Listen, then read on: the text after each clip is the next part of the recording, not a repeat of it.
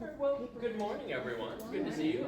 This is our second video in this sort of conversation series we're doing on looking at some of the leaders of the church and thoughts on how we can look at the complexities and problems of our world today from a Christian perspective. This speaker, his name is the Reverend Dr. Andrew McGowan. He was recently the Dean of Berkeley Divinity School at Yale, the Episcopal Seminary, and is recently retired, but is still around, still a priest from the church in Australia, actually, and is coming to bring his many years of experience in talking about how we can understand some of our cultural context through the Christian lens. So the hope is we'll watch this and then have a few minutes of just reflection, takeaways as we continue to build on this from week to week. Lights are already off. I learned that from last week, so we'll go ahead and get started. I graze over to all of you. Being here, I come from the future. Don't tiptoe to the door. You can hear this in my voice because what I mean by that is that I come from Australia.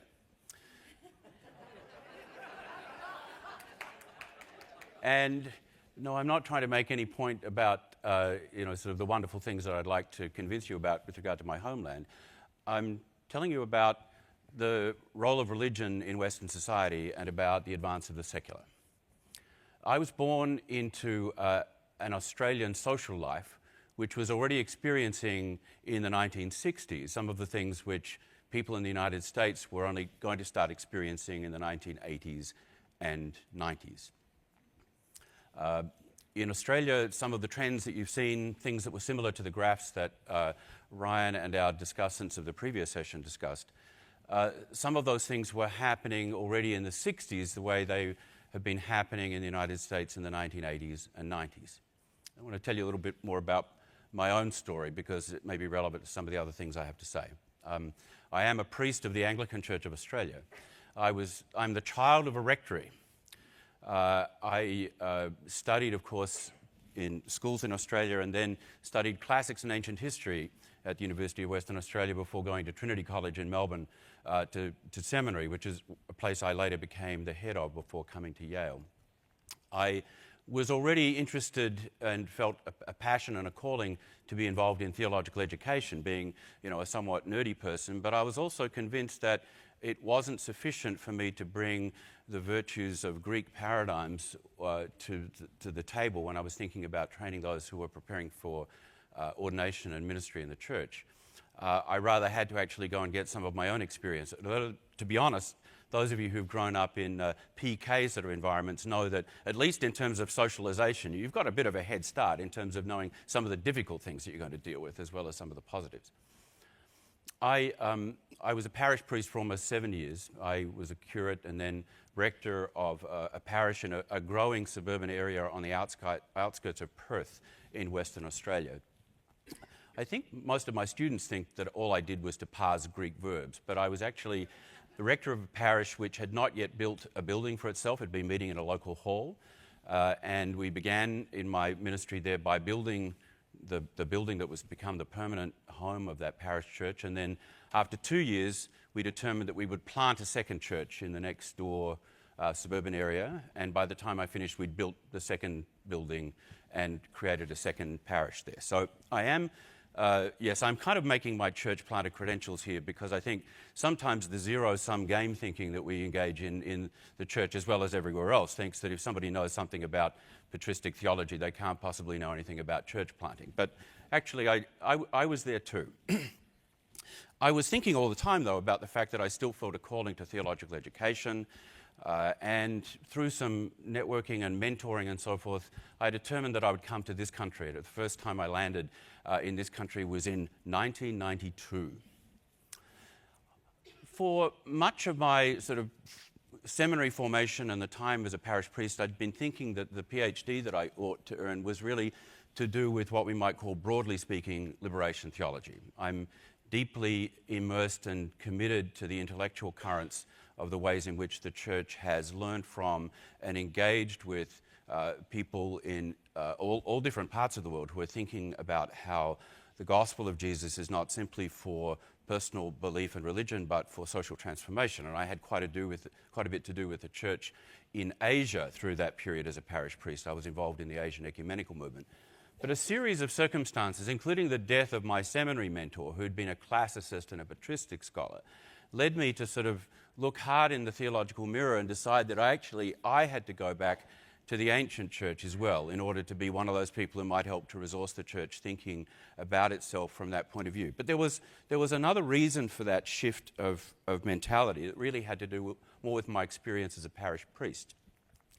I was labouring, even though, as you've heard, at least by some measures, labouring in a way that was bearing fruit that would even show up on a graph. I was conscious that I was living and working in what was effectively now the secular wilderness. Because in effect, the 1990s that I was working into in Australia were demographically somewhat more like the last decade or so in the United States. That's my futurological claim, so to speak. And I became convinced, not just purely by inspiration or by my own ideas, that we needed to think more seriously about the character of a Christian church which was not dependent upon the social privilege of the Constantinian era. That Christendom had in effect gone, and that the ways in which Christian identity was going to be expressed had to involve the claim of a particularity which involved a kind of tension that we had not been used to between the way in which Christian identity worked and the ways in which the broader assumptions of the social setting in which we were placed worked. And you can probably also hear, without me going into it too much, that was actually quite closely linked with my interest in liberation theology. In other words, there was this sense in which we had to recover the characteristic peculiarity of forms of Christian community which could maintain a critical pose relative to the rest of society, because quite frankly, we weren't going to be given any choice. To simply imagine that the trends of the past, the forms of privilege, the forms of associational connection that had previously been able to give the church a place in Australian society were disintegrating rapidly. And so that took me on my academic journey the way I went. But I landed, of course, in this country. In fact, I landed in South Bend, Indiana for 4 years. And I discovered that I had indeed gone back to the past. Now, there are lots of jokes about Indiana in that, but I had a lovely time at South Bend. That, of course, means the University of Notre Dame. And you can probably imagine why studying the ancient church and its practices and so forth made sense in that context. But what I mean by going back to the past was that I was absolutely astonished to discover the depth and the centrality of American religiosity. That people went to church.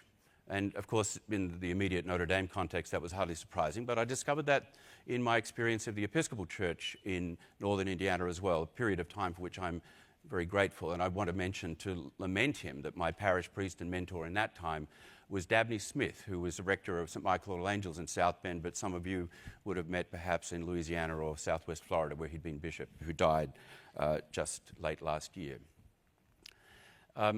So I found myself in a place that was in a completely different historic moment, or at least so it seemed. But what I didn't know, and you've actually just had a bit of a primer on some of that, was that I'd landed at the time when the measurable collapse of the arrival of the 18 to 35-year-old demographic into American Christianity, it was that graph was just starting to go down. Yes, it was me.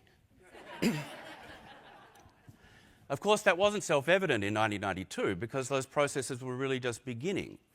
And it was a certain level of cognitive dissonance for me in just seeing how religious Americans were. They went to one church or another, or to a synagogue, or to whatever the place was that seemed to be an entirely normal thing. And, I must say I loved it. I could, wear my collar in the supermarket and not get looked at weirdly. That was not my experience in Australia of the 80s and 90s. It's probably getting not to be the experience of you in 2025, right?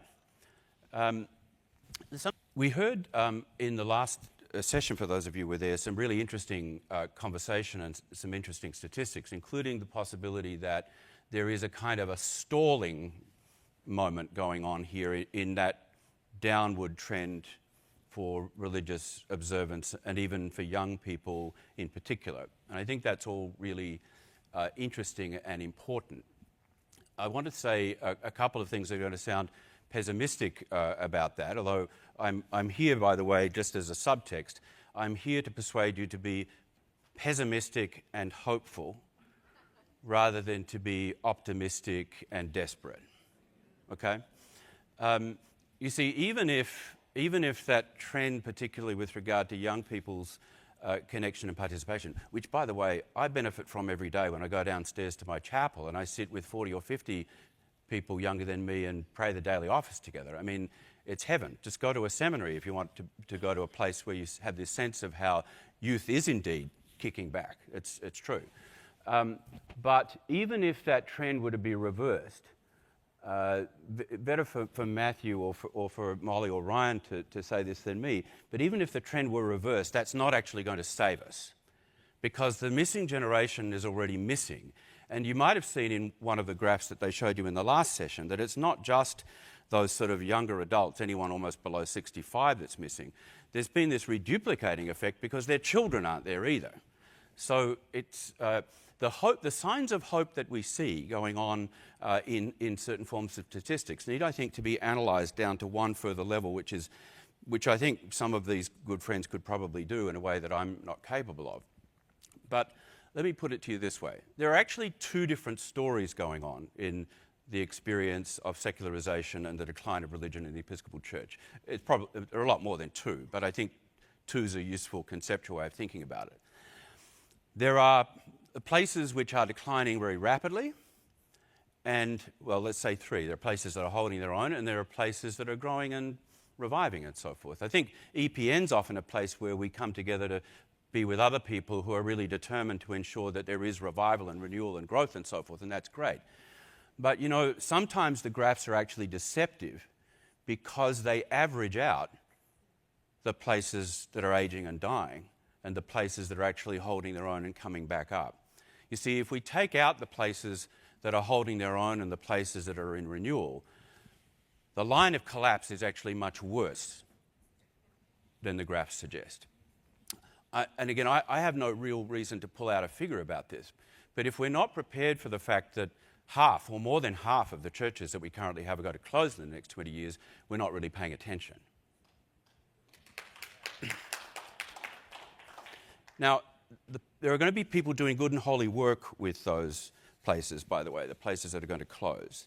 But I won't apologise for having a bit more interest, just because of where I am and what I do, in the people who are looking to find the ways to seek renewal and so forth. I mean, God's loving purpose is with dying churches as well as with growing ones, let's be clear. But that doesn't mean that we're called to become a culture or an institution that's focused on how churches die. But I think that we are called to be people who understand that the ways in which churches might live and grow and be renewed is not to put our finger in the dike to stop this. I mean, this is a mixed metaphor now, but it's all got water in it, okay? Putting our fingers in the dike in the hope that the secular tsunami will stop flowing over us. We're only in the middle of it. There's a long way to go, even before the trend that we're already seeing established for us in these evidential terms is really going to have its full impact. It's going to get worse before it gets better, if you want to look at it at that complete national stage kind of way. In 2018, I think it was, I was invited by the leadership of what was, I think, on the cusp of becoming EPN from SEEP to talk to a group of leaders there, and some of you may have even been there, where I gave a talk called Failing and Flourishing, which was trying to suggest that, in fact, we needed to understand that it's not just about how things are going down in a sort of moderately depressing way, but that they're simultaneously collapsing and growing again. And while that's something I think you can observe from statistics and evidence, the real significance of that, I think, is that it's actually got a theological kind of map embedded there, isn't it? This challenge before us is not about stemming the tide, it's about death and resurrection. But one of the things I want to tell you is that I think that the experience of the rapid collapse has caused us to sort of engage in various forms of cognitive dissonance within the Episcopal Church, because we're still trying to work out how on earth this happened, how this happened so rapidly, what went wrong, what did we do wrong. So I have a piece of good news for you. It's not your fault. I think that's probably worth pondering, that because, of course, many of us in our lifetimes have seen things that make the church seem as if it's become weaker, and indeed it has, and so forth, that we think, what did we do wrong? What did we do wrong? Now, I want to share with you a few versions of the false narratives that we've offered ourselves about this. And I'm going to soften you up by giving you a few that you can all chuckle at, even a bit uncomfortably, right? Because you know who these people are and they're not you, but they exist. It was all fine until we brought in the new prayer book. Okay, next one. I got away with that. All right. It was all fine until we started ordaining women. Now, you know, that those are uncomfortable things to say. The people who say them still exist. It's just that they're not in our ranks anymore. And, of course, third and maybe most significant is it was all fine until we started being fully inclusive of, you know, gay and lesbian and queer folks and so forth. None of those things are true, even at the level of demography, right? Let's be clear about that. Now, and I wanted to be clear also about the fact that something's theological value and truth is not necessarily correlated with its significance for demography. But nevertheless, it is simply wrong at any level to say that, well, we were fine until we started doing this one thing that I didn't like in the past. Now, now I'm going to get more uncomfortable about it, because we all play these games, you see, and sometimes those games are, you know, things that are false explanations, like the ones I just showed you. You know, you might take a moment just to say, all right, what is the explanation that I am harbouring at the moment about how all the things that someone else did or didn't do are the reason that we're in this position? You know, and just to cut to the chase, none of them are true. None of them are true. The secular tsunami did not take place in the Episcopal Church because of any decision of the General Convention or by any cultural trend that pre-existed in the Episcopal Church, because it's not an Episcopalian phenomenon. It's a religious phenomenon. But here's the uncomfortable part. I've heard, you know, over the years quite a few examples. If those other ones were historic and explanatory, the versions that are programmatic. If only you would listen to me, everything will be fine. All right, this is going to be more uncomfortable. If only we fixed all this exclusive language in the prayer book, people would come to church. Now, that's not a theological argument about how the language of the prayer book should be. It's just that it's not relevant to it, right? I heard a quite well-known, distinguished Episcopalian theologian last year basically say to a group of us involved in theological education, if only we talked more about politics in the churches, people would come, because that's what they want. I've got two more for you. Have I made some people uncomfortable yet? I mean, once again, this isn't about the question of the value or the inherent significance of the questions. It's about the ways in which we have a tendency to kid ourselves into thinking that if only people would do the things I wanted to, everything would be fine. So here are the other two more. If only we listened more to the young people. Now, we do actually need to listen more to the young people, by the way. But again, that's not actually a panacea. And last but not least, if only we were less concerned with this stuff like creeds, you know, and Jesus and Christian specifics. If only we could just appeal to people in the sense that there's a kind of innate spirituality in everybody. And of course we have ritual and so forth because, you know, ritual is so meaningful, isn't it? I tell you, if I had $1 for that, every time somebody had said meaningful as if it were meaningful, I wouldn't have to run a capital campaign. I mean, that is a great indictment of our moment, that there is so little sense of meaning that to offer people things that have any meaning is somehow seen to be a positive. I'm not interested in offering people any meaning. I'm interested in offering people the gospel. And I think... And I think we have reason to do that which is primarily theological, of course, and yet which might also have some positive significance with the challenge that's facing us in trying to be members of a church which is seeking its way through these difficult moments. So what was it that changed everything? As I've come and gone over the years, I wondered for a while whether the events of 9/11 actually had a particular part in this. And, it was just after that we had the big flush of the paperback atheists who also got mentioned in the last session. I think that the 9/11 events gave a certain freedom to various forms of racism that were encoded under the guise of religious critique, because that's really as much of what those things were, was racism, as anything to do with the philosophical question of the existence of God. But I was wrong, because we didn't have all the statistics in 2001 as to what had been happening in that previous decade. It had really begun before that. And I think that the secular tsunami in its beginnings plus 9/11 gave rise to a new cultural moment in which religiosity could be seen with a new kind of suspicion, and which Muslims in particular, of course, were the victims of that kind of racist anti-religiosity. But that wasn't the reason. And despite Harris and Dawkins and so forth, it wasn't really about God anyway, was it? It was about religion. It was about religion. And I think this is important for us to remember, and we probably do all know this, but let me say it again. People have been unclear about the God question for quite a while now. I mean, there was this thing called the Enlightenment, and then there have been sort of the various extraordinary and important critiques offered by Marx and Freud and Nietzsche and so forth, each of which has something to teach us. The God question didn't come up in the 1990s, and it wasn't because of that the 18 to 35 started falling off in the 1990s. They didn't sort of suddenly wake up and think, well, this whole notion of theism doesn't make any sense to me anymore.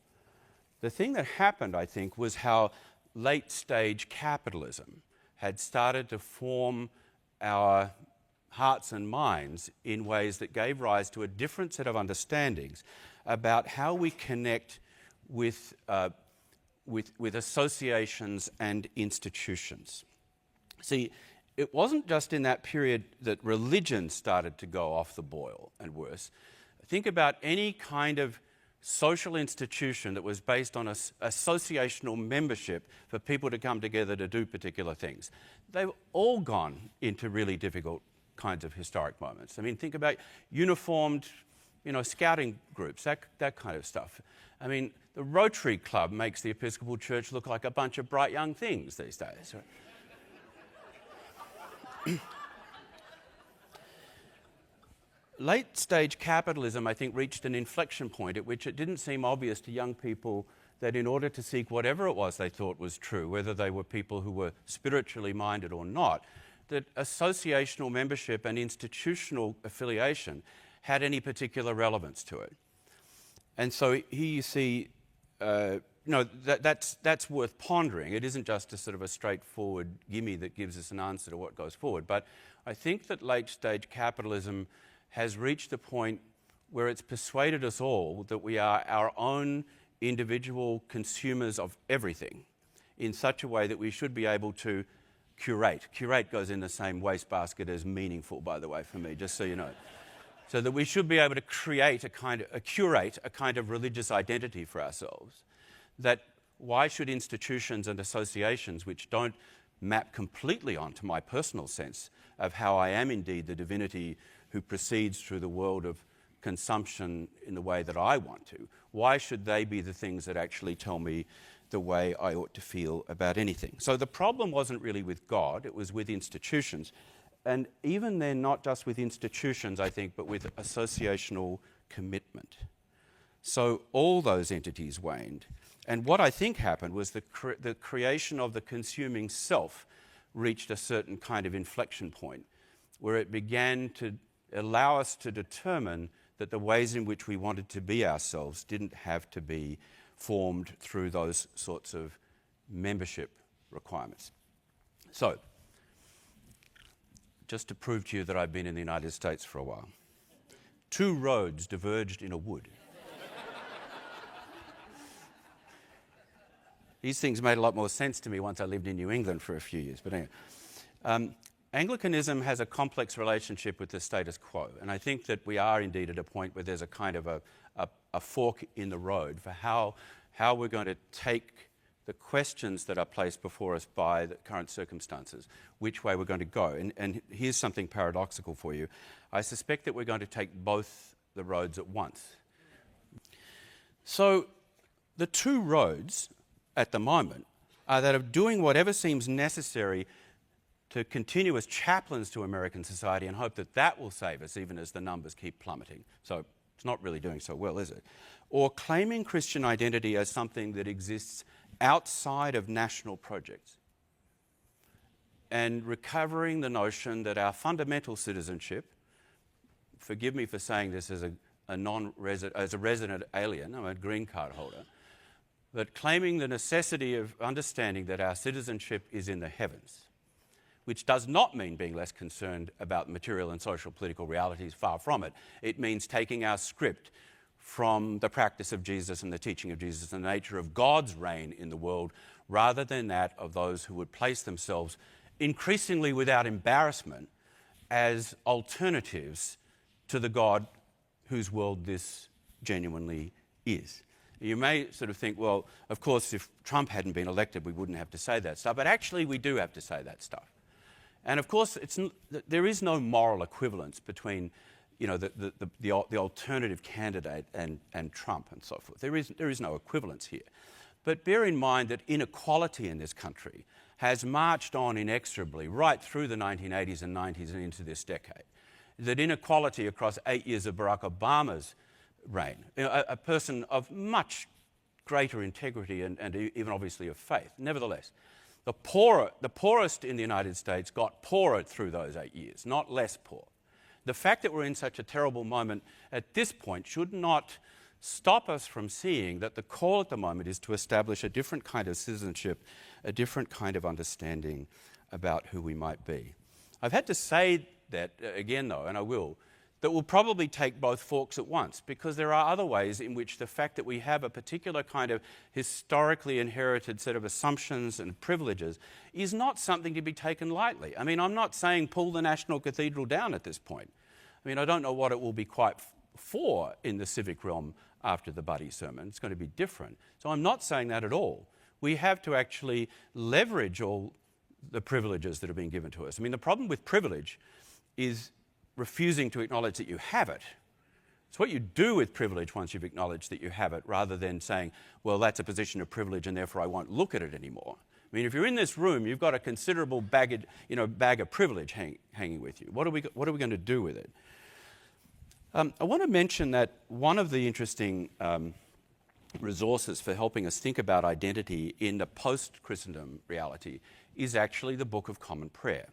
This may surprise you, but this is where you're going to have to get 5 minutes of Dean McGowan's prayer book class, right? Because that's part of what I do, but it is actually related to the ancient world as well. The prayer book is, of course, a product of the 19th and 20th century liturgical movement, very different in ethos from the prayer books of 1928 and its predecessors, despite the fact of the Tudor language popping up in Rite 1 and so forth.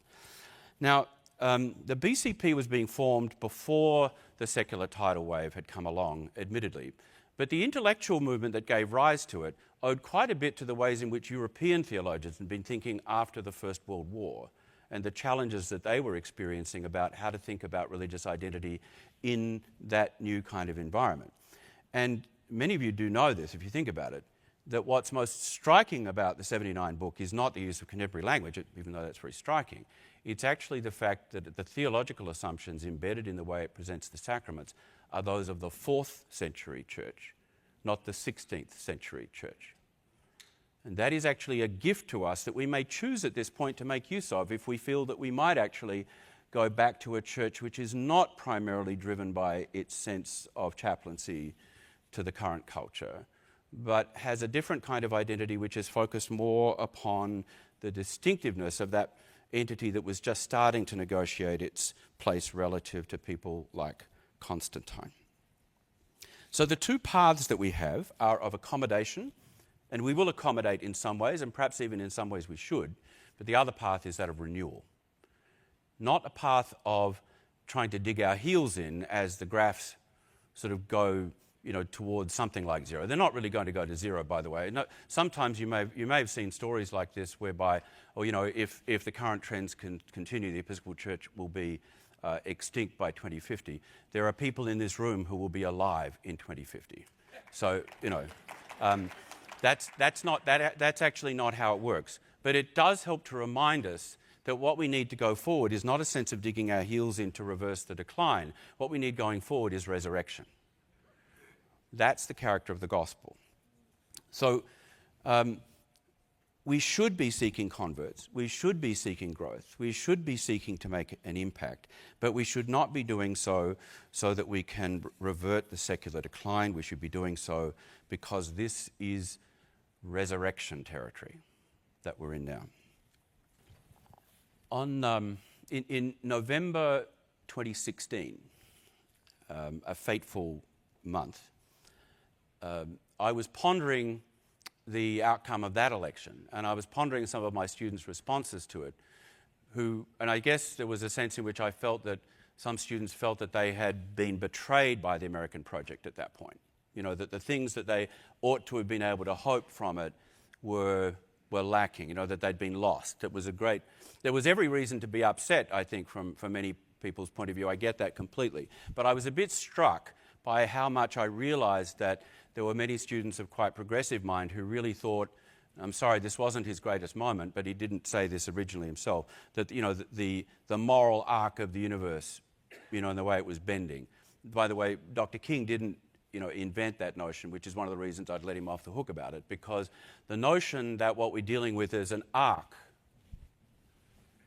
sailing gracefully towards a particular end is frankly not the case. It's not how the reign of God works. The reign of God breaks into history in discontinuity with the way in which we actually establish and understand trends to be working. Anyway, a few days after that election, St. Martin's Day was coming along. St. Martin's Day is what day, everyone? November 11th. A day which has been co-opted in various ways by civil religion in the 20th century. More benignly initially as Armistice Day, which was its original form, because of course it was on St. Martin's Day that the armistice at the end of the Great War was signed. And part of the reason it was chosen, even in that period, was because Martin was a patron of France and of course the soldier who had laid down his arms. I have to say, without any disrespect to veterans, that to turn the Armistice Day into Veterans Day is a travesty. That day was meant to commemorate all the war dead, combatant and non-combatant, of whatever side, and to express the hope that war would not happen again. And so the thing that we should be thanking veterans for is for laying down their arms. That's what a Christian view of how November 11th should work. Anyway, November 11th came along that year, and I found myself reflecting about Martin and thinking this is the moment at which we have to think about a different kind of understanding about how power works in the secular sphere than just bemoaning the fact that we don't have the power that we want in the secular sphere. And my students in the room can attest to the fact that most days since November the 11th, 2016, I've been wearing my Martin of Tours medal, San Martin Caballero, as he is known, of course, to some other good folk in our midst. You probably heard the story about Martin dividing his cloak with the beggar at the gate of Amiens. And Christ appears to him in a dream, talking to the angels, and said, "Look, Martin, he's only a catechumen, but he's clothed me." Extraordinary story. But the one story about Martin I want to share with you is that he, of course, is one of those famous 4th century bishops who got dragged into the episcopate. I think we should be looking about reviving that sort of mode of episcopal election, by the way. If anyone wants to be a bishop, it's actually a pretty bad sign relative to the discernment. But I'm thankful for them, nevertheless, really, and I mean that genuinely. But Martin was sort of hoodwinked into becoming a bishop. And then during his episcopacy, the Bishop of Avila in Spain, that's the same Avila as Teresa, whom you know much better from 1,000 years later, named Priscillian, fell into heresy. And Priscillian taught all sorts of weird stuff, and he needed to be sort of kept at arm's length.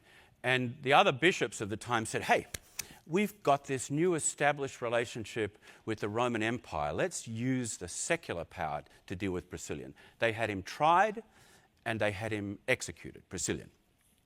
Martin, who opposed Priscillian's theology in every detail, was utterly aghast at this way in which the secular authority should be used to perform an act of judicial murder. even upon a heretic. And Martin excommunicated all the other bishops who'd been involved in the process. That's my favourite Martin story, understanding that the authority that God gives us is not based upon the way we can leverage it with a secular authority that may steal our soul in the context of the negotiation or the trade-off we make with them. So, yes, that was me saying we have something to learn from the church of the 4th century, which I did go and spend those years learning to go back and teach. But I've got one more 4th, or perhaps it's really a 5th century story for you. In the year 410, Alaric the Goth sacked the city of Rome. This was a cataclysmic event in terms of politics and religion and everything else, because of course Rome had become Christian just a matter of decades before. And the Christian people of the Roman Empire were thinking the moral arc of the universe had done exactly the right thing for them, right? And then in 410, Alaric sacks Rome, and the sort of pagans still hanging out saying, yeah, look what this Christian God can do and can't do. And the greatest result for Christianity from Alaric's sack of Rome was Augustine of Hippo's writing of the City of God, which is the only robust theology of history the Christian church has ever come up with, and because of that is routinely ignored by the Christian church as it thinks about history. Because we all seem to be in the game of saying, well, yeah, God did this and God did that and God did the other. And Augustine says, you have no clue. You have no clue what God is up to in the present. What you do have a clue about is that God is up to it. Augustine said that Scripture gave us a sense of what was going on because of its prophetic nature during the events to which Scripture itself refers. But we've entered into a period at the end of the formation of Scripture which he called the saeculum. Saeculum is, of course, the Latin word from which we get secular. Augustine argued that we'd entered into this place where we did not have the power to discern what was authentic, what was divine, and what was not, and that we would continue to experience as we travel along as God's people in a community and society which is not necessarily all made of God's people or friendly to God and God's people, that we would experience what we would actually have to call a kind of agnosticism about the state of history and God's place in history. Not because we had an agnosticism about God's self, far from it. We do have the capacity to know when God has shown up, but it's not because the graphs ticked up the right way. God has shown up when love is shown authentically. God has shown up when justice is genuinely done. God has shown up when people respond to the gospel in faith and hope, knowing the depth of the repentance that we must undergo and the heights to which God may call us by the power of the Spirit. Augustine then left the city of God sort of to posterity. His own church the trend went to zero. The only Christians in Hippo today are a handful of French missionaries who keep alive a church that was planted in the 19th century because, of course, the Hipponian church was destroyed first by Arian heretics who invaded, and then subsequently by the Arab conquests of the late 6th, early 7th centuries. And yet, we know that Augustine kept the faith. And it wasn't because of the graphs. And yet, that faith has real significance for us even today.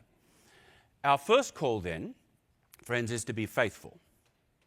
And if we are faithful, then God will ultimately look after the graphs. But being faithful means being concerned that we spread the gospel, that we form Christian community which is authentic, that we do reach out to others, that we act with compassion and charity, that we have confidence that the reason that we are doing this and the thing for which we look for and call success is what happens at the end. The moral arc is not necessarily an arc as we would probably understand it, but history is God's history. Time is God's time. The church is God's church.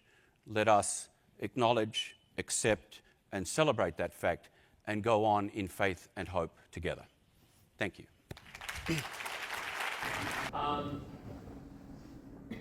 There's a lot there.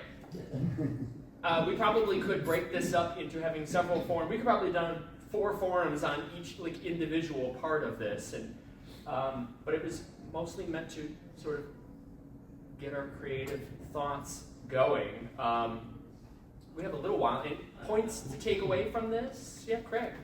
So could you summarize what you think his main point was? Because personally, I thought he rambled a lot. He went from one thing to another thing. It was very and never really got to his main point. That's his style. If anything, I think what I was kind of hearing is Dr. McGowan himself thinking out loud about how to make sense of the state of the church in the world today, and you were kind of seeing it play out live before us. A couple of the points that really struck me is I and many other people in the Episcopal Church spend a lot of time going around saying, what are we doing wrong? What are we doing wrong? What do we need to change in order to solve this sort of decline of the church? And it's interesting to have him take the time to go back and point out a couple of things. And one is, this narrative we say of like, it's something we did wrong isn't true, because it's not just a decline we're seeing in the Episcopal Church. You're actually seeing it everywhere. So Yes. all the narratives about, well, if we had just done a different prayer book, right, as he said, it would be different.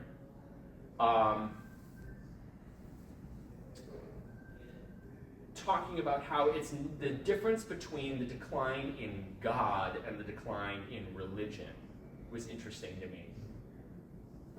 Where I intersect with that is I've had a lot of conversations out in the world with folks. They see me in my collar walking down the street, and they go up to me and they immediately say, oh, you're a priest? And I say, yes, I'm a priest. And they say, oh, well, I'm not really religious. Don't hate me, don't throw anything at me, but I'm not religious. And of course I don't throw anything at them, but I do take the opportunity to say, well, that's fine, but let's talk about it a little while. Why don't you see yourself as religious? And they'll say, well, like, I believe there's a meaning behind all this in the world. And I believe there's probably some sort of divine power at work in the universe, and I believe we're all here for a purpose. I just don't believe that God is an old white man with a beard sitting on a golden throne in the clouds. And I would say, well, I don't believe that either. Right? Like, I don't think, so it doesn't sound like you're not religious. And they'll talk about how, well, they used to go to this church and they felt unwelcome, or they used to go to this church and they felt like it wasn't a good fit for them, or they didn't agree with everything in the theology of that church, and so they left. And now they're forming their own individual, and I hear Dr. McGowan talk about this, involving their own individual theology, their own constructed theology. The constructed theology is this term of saying, I build my sense of the theology of what is love, what is salvation, what is right and wrong, what does it mean to be in relationship with others. I've come up with my sense of that, and I haven't found any institution that I agree with completely, so therefore I'm not a part of any of them. And the conversation almost invariably ends at discovering the person's probably deeply religious, but what they are against is any particular institution that they've been exposed to. So there's been this is his point where he's talking about, it hasn't been a decline in God, it's been a decline in the institutional affiliation. And as he points out, I mean, we've been talking about this since Robert Putnam in 1990-something at Harvard Business School, Bowling Alone, right? We've seen the same decline across the board in human beings in institutional affiliation. So, not to let us off the hook, and not to mean that we don't have work to do, because we do have work to do, but I hear at least part of what he's saying is, if we're so fixated on trying to tell ourselves, what is it we've done wrong, what can we change that will make it all be different, we're not acknowledging that there's actually a cultural movement away from community, toward individualization, that we've been swept up in, that we didn't create. So I've heard that is one of those, I think he came back to again and again, and that, yeah, Lance. Yeah, I thought that institutional affiliation part reminded me, I was just thinking about this morning actually. I constantly, my mind always goes back to that Rima Schultz's book about the first 150 years of St. James. And what really, more than the history of St. James that really, I really appreciated from that book, is like how he talks about the turn of the century from the 19th to the 20th century and all of the societal changes, at least from a lens of right here locally in Chicago. But like he talks about how we enter into this like very like modern metropolitan kind of era, which we talk about a lot in, for example, architecture school. And I'm sure like any kind of literature, music, once you start talking about like the advent of modernity, like this is a big kind of piece of that kind of history. But I never really understood what my professors in school would talk about when he talked about like, you know, the world like as post-industrial revolution, as like, you know, things like geographies became much more interconnected with like the advent of trains and like steamships and cars and automobiles, how that really affected society and how that came about. That led to the modern kind of artwork, the modern architecture that we see today.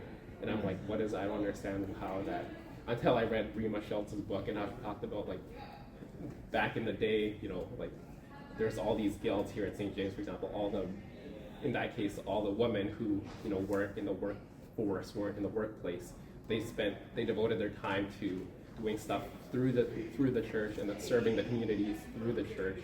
And like the way she describes society at that time, it's like, I feel like people from that era who, if they were to live among us today, they would be like appalled at the way we today can just walk by people off on the street who are homeless or who have a mental issue or that would be so alien to them. I feel like, from the way I understood how she was describing kind of society just 120 years ago, like you would never do that if you were a person walking the streets of Chicago in the late 1800s.